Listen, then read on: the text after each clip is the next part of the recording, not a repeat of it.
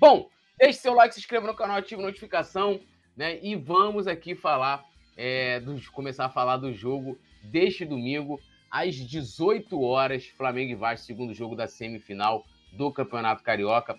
Nós temos aqui a provável escalação, lembrando, provável escalação, né? A escalação oficial, ela é divulgada 1 hora antes da partida. Então o Flamengo pode ir a campo amanhã com Santos, né? Léo Pereira, Rodrigo Caio e Fabrício Bruno. Aí na frente, Cebolinha pela direita, Gerson, que volta, deve ser titular. A dúvida é entre Thiago Maia e Vidal. Fechando o lado esquerdo, Ayrton Lucas. Na frente, também há dúvidas, né? A gente vai falar daqui a pouco especificamente do Arrascaeta. Arrasca ou Everton Ribeiro. E fechando lá na frente, Pedro e Gabigol. Arthur, primeiro assim, de um modo geral, né, a gente vai especificar aqui falando... né, apontando aqui os problemas que o Flamengo tem, como que o Vitor Pereira pode armar a equipe, mas se for essa escalação aí, e aí você pode até dizer quem você prefere, Thiago Maia ou Vidal, Everton Ribeiro ou Arrascaeta, já que há uma dúvida, esse é o time ideal, né, os nomes, para enfrentar o Vasco nesse domingo? Vista a nossa situação, é o que a gente tem à disposição, né? Ali entre Thiago Maia e Vidal, eu iria com o Thiago Maia, e o Arthur Vidal eu colocaria no segundo tempo ali para dar um gás a mais na marcação. Mas por que o Thiago Maia no início do jogo? Porque é um jogador que também sabe marcar, apesar de não viver um grande momento. É um jogador mais jovem, tem mais disposição, é um jogador que também tem um bom passe. E se o Flamengo jogar da forma que sabe jogar, que é com a bola no pé, com a posse da bola, movimentando, é um jogador importantíssimo para esse estilo de jogo. Diferente do Vidal, é um jogador muito marcador, mas que, ao meu ver, não tem um passe tão refinado hoje como o do Thiago Maia. E entre Arrascaeta e Everton Ribeiro, para mim é uma dúvida cruel. Por quê? O Arrasca, em alguns momentos, ele parece ficar meio desligado do jogo, mas é um jogador imprescindível, que a qualquer momento pode tirar aquele coelho da cartola e criar uma situação clara de chance para a gente. Mas também, sem a ajuda do Everton Ribeiro, ele fica só aos pés dele a questão de criação em relação ao time do Flamengo. Já o Everton Ribeiro é um jogador que também é um jogador que tem muita habilidade e um jogador que, ao meu ver, quebra muita linha. Eu não sei se vocês acompanham, mas ele tem um drible de corpo muito impressionante. É um jogador que a zaga adversária tem, apesar de ser muito baixinho, tem muita dificuldade de tirar a bola do pé dele. E para um jogo com a posse da bola, é um jogador que também tem muita qualidade. Mas nesse jogo eu entraria com a Arrascaeta. No segundo tempo, com o time do Vasco já mais cansado, eu colocaria o Everton Ribeiro para justamente ludibriar essa zaga do Vasco e tentar quebrar linhas, né? E aqui na ala direita, a observação aí para o Everton Cebolinha. É um jogador que corre bastante, tem muito vigor físico, é muito rápido, e no ataque a gente já sabe da qualidade dele. O problema é a questão defensiva, recomposição. Ele é um jogador que não tem, ao meu ver, essa qualidade defensiva. Então é um lado que provavelmente o Vasco vai querer explorar. E aí, Petit, essa sua avaliação aí inicial dessa provável escalação de amanhã, também aí com os comentários do Arthur, o que você pensa aí? Os zagueiros do Flamengo aí, nessa linha de 3, o Flamengo entra com o que tem de melhor no momento, né? Na minha opinião, esses 3 zagueiros aí são os 3 melhores zagueiros que o Flamengo tem hoje. Léo Pereira, Rodrigo Caio e Fabrício Bruno, né? O meio-campo, né? Eu entraria com Thiago Maia e com Gerson, deixaria o Vidal no banco, não fez um bom jogo, né? Ayrton Lucas e Cebolinha também concordo. E lá na frente, eu achei que o Arrascaeta voltou a jogar bola, fez um grande jogo contra o Vasco, então daria sequência para o Everton Ribeiro. E Pedro e Gabigol não se fala, né? Principalmente o Pedro, né? Que vem aí marcando os gols. O Flamengo tem tudo para fazer um grande jogo amanhã. Mesmo com Cebolinha de lateral, se o Flamengo conseguir, né, ter a posse de bola, ter um pouco de posse de bola maior que a do Vasco, eu vejo esse time do Flamengo é extremamente perigoso, tá?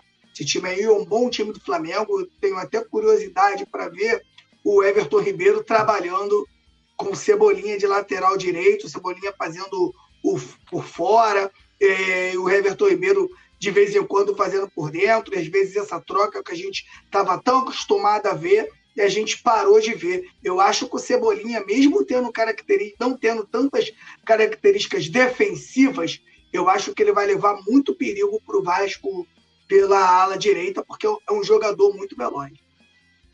Inclusive no jogo passado, né, quando saiu a escalação, né, foi divulgada antes a escalação pelo Vene Casagrande, muita gente, os torcedores vascaínos, estavam comemorando de não ter o Cebolinha iniciando a partida. A minha única preocupação ali, eu também, eu iria de Thiago Maia, né? Acho que o Vidal, por mais que, assim, eu sempre gosto de ressaltar isso, não falta vontade, não falta raça, né? Mas só isso não é suficiente. Só isso não é suficiente.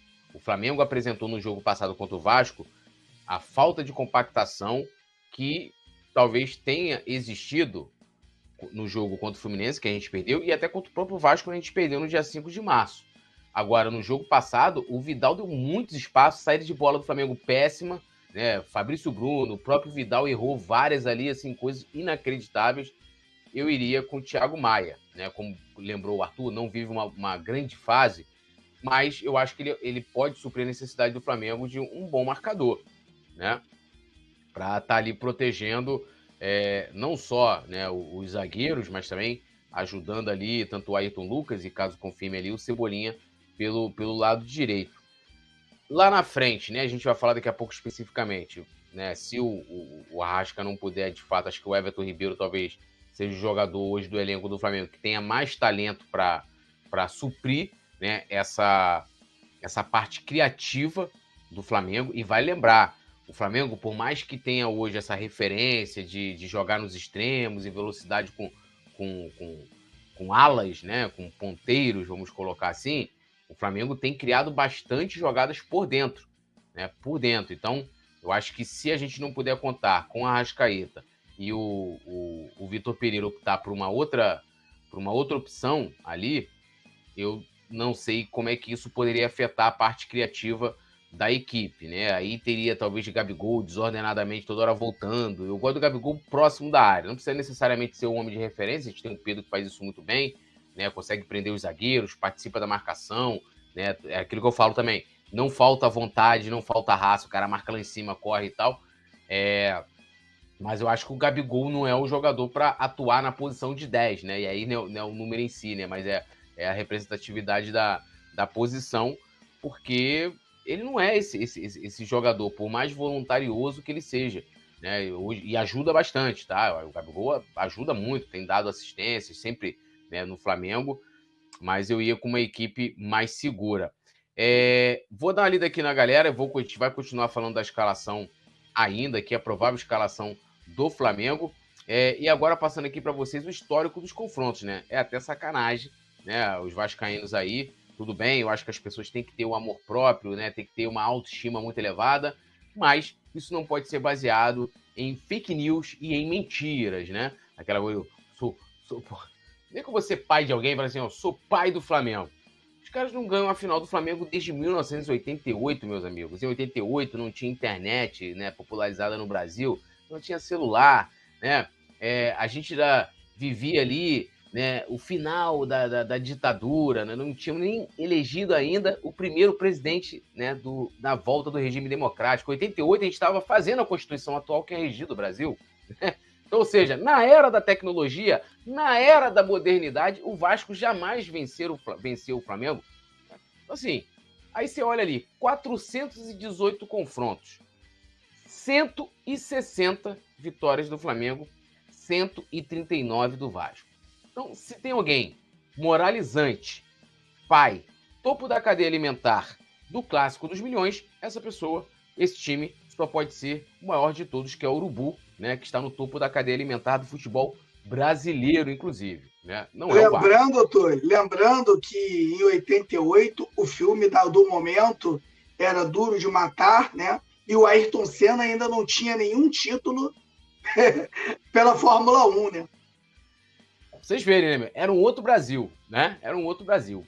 Alô, nação do Mengão! Esse é o Coluna do Fla. Seja bem-vindo! Se inscreva no canal, não esqueça de deixar o seu like, pega o link, compartilha pra geral, comente bastante, queremos te ouvir. Aqui você tem a melhor transmissão dos jogos do Flamengo na internet. O Coluna é brabo e tem o Podfla, o podcast da nação. É muita resenha e um show de cobertura do maior do mundo, do jeitinho que a nação merece. Esse é o Coluna. Saudações rubro-negras!